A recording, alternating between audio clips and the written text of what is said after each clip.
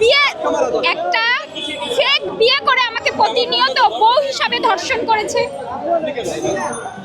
আমি মামলাটা এভাবে করেছি, আমি কোনো মিথ্যা মামলা করিনি। আজকে আপনি দিন পর আমাকে সে ডিভোর্স করে দেবে, ও শাস্তি তো হতে হবে, আমার সাথে না, হাজারো মেয়ের সাথে এগুলো করেছে।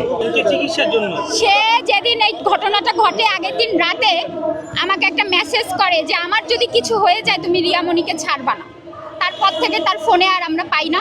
তারপরে সারা রাত খোঁজাখুঁজি করার পরে পরের দিন খোঁজ পাই যে সে এরকম ঘুমের ওষুধ খেয়ে সুইসাইড করতে গেছে। আর সেটা তো যে ভাইয়ের বাসায় ছিল, ওই জাহিদ ভাই নামে একজন, উনি তো আপনাদের ওখানে বক্তব্য দিয়েছে যে ঘটনাটা আসলে কি।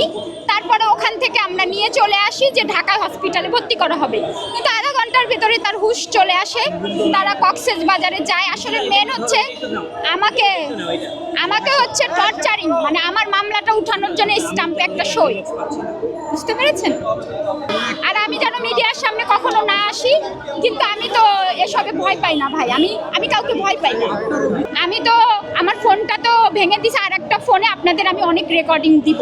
তখন আপনারা হিরো আলম যে একটা ক্রাইম করে, মার্ডার করে, সে অনেক মার্ডারের সাথে যুক্ত আছে, আপনারা ওই অডিওগুলো শুনলে পেয়ে যাবেন, বুঝতে পারবেন।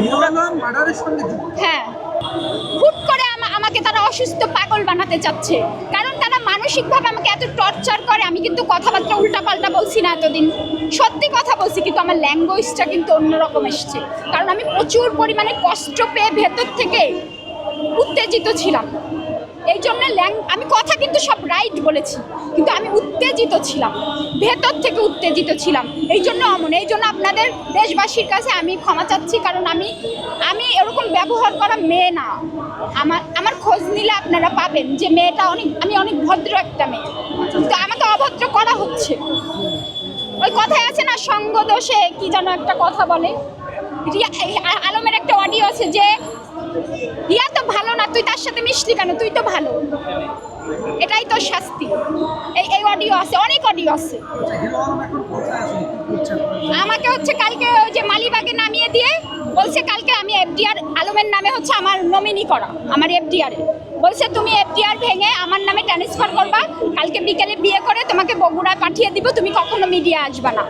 আমার মিডিয়ার বউ হচ্ছে রিয়া, তুমি থাকবে বাড়ি, বুঝতে পেরেছেন। কিন্তু এটা আমি তো এত কিছু হওয়ার পরে বিয়ে যদি তার করতে হইতো আমি মিডিয়ার সামনে ছাড়া তো আমি করবো না, পরে আমাকে টর্চারিং করবে। আর রিয়ামণি থাকবে সেখানে, আমি কেন বিয়ে করতে যাব? রিয়ামণি তো ডিভোর্সি, আপনারা ওদের কাগজ দেখাতে বলেন, আমি তো ডিভোর্সের কাগজ অলরেডি দিয়েছি, এখন বিয়ের কাগজ দেখাতে বলেন। আর আমাকে বলে কি পরকিয়া। সুমি তার প্রথম ওয়াইফের সাথে তো 3-4 মাস হয়েছে ডিভোর্স হয়েছে, তাহলে রিয়ামণি এতদিন কি করেছিল বলেন?